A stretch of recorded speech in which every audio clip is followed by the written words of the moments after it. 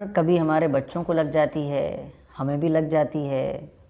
اب یہ نظر ہمیں لگی ہے یا نہیں لگی ہے، یا ویسے ہی کسی بیماری کی وجہ سے ہمارے سر میں پین ہو رہا ہے، فیور آیا ہوا ہے، یہ کیسے پتہ کریں؟ کسی پروگرام میں ہم گئے، وہاں سے جب واپس آئے تو سر میں درد ہونے لگا، دوا کھا لی لیکن اس کے باوجود بھی سر کا درد بند نہیں ہو رہا ہے۔ ہمارے بچے گئے، واپس آئے تو صاحب فیور آ گیا بچے کو، اب دوا کھلا رہے ہیں بچے کو لیکن فیور نہیں اتر رہا۔ اب یہ کیسے پتہ کریں کہ یہ نظر کی وجہ سے فیور آیا ہوا ہے یا ویسے ہی کسی بیماری کی وجہ سے آیا ہوا ہے؟ ہمارے جو سر میں درد ہے اور بند نہیں ہو رہا ہے، یہ نظر کی وجہ سے ہے یا بیماری کی وجہ سے ہے؟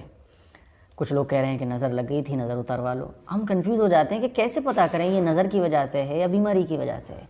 تو آج میں آپ کو ایک وظیفہ بزرگوں سے ثابت ہے وہ بتانے جا رہا ہوں، جس کے ذریعے ایزلی آپ پتہ کر سکتے ہیں کہ یہ سر کا درد، یہ بچوں کو فیور اور یہ بیماری یہ نظر کی وجہ سے آئی ہے یا ویسے ہی کوئی بیماری ہے۔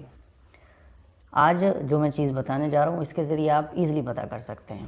نظر کا لگ جانا بالکل برحق ہے۔ اللہ کے نبی صلی اللہ علیہ وسلم نے ارشاد فرمایا العین حق، کہ نظر کا لگ جانا یہ بالکل برحق ہے اور نظر لگ جاتی ہے۔ ایسا کافی بار ہوتا ہے۔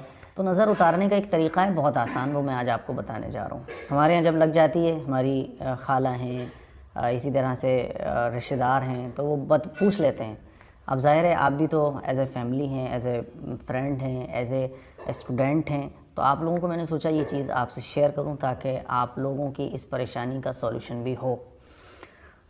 پہلی چیز تو یہ کہ جس کے اوپر ہمیں لگ رہا ہے کہ نظر لگ گئی ہے، تو ہم دونوں قل پڑھ کر اس کے اوپر دم کریں۔ اللہ کے نبی صلی اللہ علیہ وسلم کا ارشاد ہے کہ سورہ فلق اور سورہ ناس پڑھ کر دم کیا جائے تو اس سے نظر کا خاتمہ ہو جاتا ہے۔ دوسری چیز یہ کہ آپ 7 مرچ لیں، یہ وظیفہ ہے۔ اس سے یہ پتہ کر سکتے ہیں آپ کہ جس کے اوپر جس کو سر میں درد ہو رہا ہے یا جس پر شک ہے کہ اس کو نظر لگی ہے یا نہیں لگی ہے، تو آپ پتہ کر سکتے ہیں کہ اس پر نظر کا اثر ہے یا بیماری کا اثر ہے۔ تو آپ 7 مرچ لیں۔ 7 جو مرچیں لیں گے وہ سوکھی لال مرچ لینی ہے 7، اور ڈنڈی کے ساتھ لینی ہے، ایسا نہیں کہ صاحب ڈنڈی ونڈی ٹوٹی ہوئی، پوری ثابت مرچیں لینی ہیں 7 سوکھی ہوئی لال مرچ۔ 7 مرچوں کو لینے کے بعد سورہ قلم کی بالکل آخری آیت اسکرین پر آپ دیکھیں، سورہ قلم 29ویں پارے میں ہے۔ 29ویں پارے میں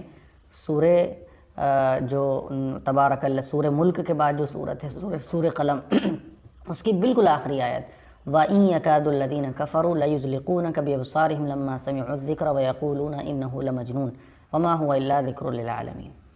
اس آیت کو پڑھ کر، اس آیت کو پڑھیں گے آپ ایک بار، پھر سورہ فلق اور سورہ ناس، قل اعوذ برب الفلق اور قل اعوذ برب الناس، ان تینوں کو آپ پڑھیں۔ ان تینوں کو پڑھنے کے بعد 1 مرچ پر دم کر دیں، پھر دوسری مرچ اٹھائیں، پھر یہ والی آیت پڑھیں سورہ قلم کی، پھر سورہ فلق اور سورہ ناس پڑھیں، دوسری مرچ پر دم کر دیں، تیسری مرچ اٹھائیں، اسی طرح سے دم کر دیں، چوتھی مرچ اٹھائیں، دم کر دیں، 5ویں اٹھائیں، دم کر دیں۔ اسی طرح سے 7 مرچوں پر ایک مرتبہ وہ آیت سورہ قلم کی، ایک مرتبہ سورہ فلق اور سورہ ناس پڑھ کر اس مرچ پر دم کر دیں۔ جب 7 مرچوں پر آپ پڑھ کر دم کر چکیں، اس کے بعد یہ 7 مرچوں کو لے کر جس کے اوپر نظر لگی ہے اس کے اوپر 7 بار یوں کر کے اتار دیں، سر سے لے کے پیروں تک یوں کر کے اتار دیں، اور ایسے اتارنے کے بعد ان مرچوں کو پھر آپ چولہے پر جلا دیں۔ آپ یہ بات اچھی طریقے سے جانتے ہیں کہ مرچوں کو اگر ویسے ہی جلایا جائے تو دھانس بہت آتی ہے، بیٹھنا دوبر ہو جاتا ہے، کھانستے کھانستے ناک میں چھینکتے چھینکتے آدمی پریشان ہو جاتا ہے۔ تو اگر مرچوں کو جلانے کے بعد دھانس اٹھتی ہے، مرچوں کی بو اٹھتی ہے، تو آپ سمجھ لیں کہ یہ نظر نہیں ہے۔